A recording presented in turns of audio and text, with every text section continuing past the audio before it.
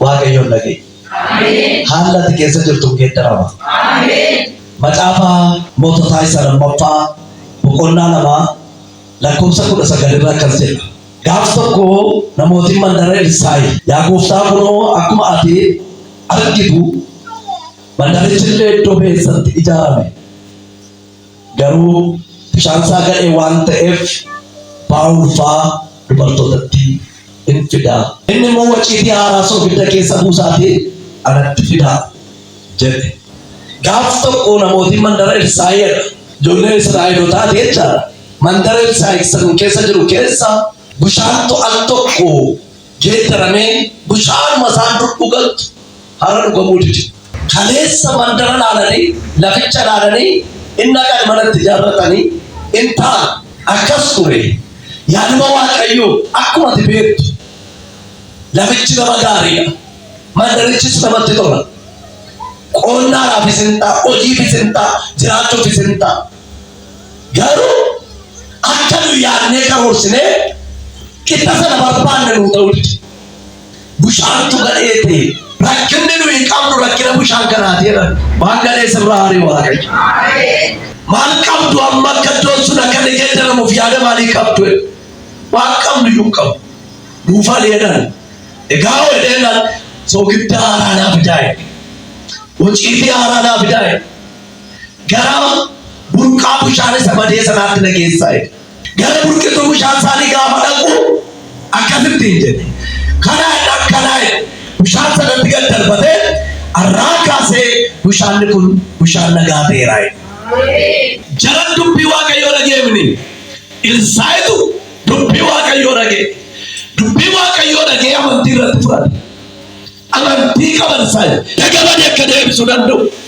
Bishaan adda akka mi'eessuu danda'u. Humna waaqayyootu irra jira. Waan biraa tokko hin goone fakkeenya godhee soogidda sana burqituu bishaanii sana keessa gabbuusee geeddarameeraan dhugaa'e.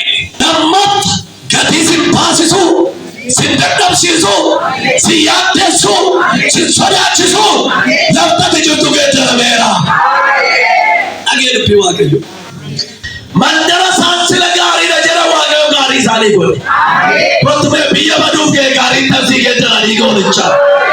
Mandara baduuf filee tabsii geeddara. Maqaa Yesuusin isiniif geeddaramu malee. Elsaa'itu inni kana hojjetee deebi'aa jiru. Ijoollonni mandara sana keessa jiran. Jaarsichi utuu inni lagaa ol ba'aa jiru bishaan geeddaree ba'a. Ilaa dhaggeeffadhaa. Bishaan geeddaree ba'a. Saba sanaaf deebii ta'e baa'eera. Saba sana tajaajilee deebi'aa jira. Utuu inni lagaa ol ba'aa jiru jaarsa mataa luqqaana ol ba'e ittiin jette ijoollee. Achumaan Elsaa'i ilaalee jedha. Haaree raatee of galagalee isaan ilaalee ijoolleen itti kolfaatti ga'e isaatti qoosaa jiru. Achuma galagalee ijoolleen anaadheenaan hamaakeetti dhaltuun biyya kana keessa jirtu silaa nyaatu jedhee abaare. Hamaakeetti dhaltuun nama laga keessaa baatee ijoollee warra jaarsa mataa luqqaanana jaarsa mataa malaaxaanaa itti geettu sana achumatti caccabsitee nyaatte. Bishaan yaa'u geeddarameera. Dubbii waaqayyoo killasaa kee deebii hin qabu. Hin nammaa kun nagaruu boqonnaa makana irratti maaliif itti dhufe? Dhaloota waaqan nageenyatu jira. Abboota fardi boqonnaa 2 10 ta'u 12 haa ta'u waan akkasiirra dhaqaalaadha. Ijoolleen waa'ee seenaa sanaa kan beekan hundumtuu darbanii dhumanii darbinaan dhaloonni adda biraan kaane karaa irratti warri dhalatanidha. Ilmaan karaa safuun beektu. Ijoolleen baraa safuun beektu. Nama kabaju, waan kabaju, of hin kabaju.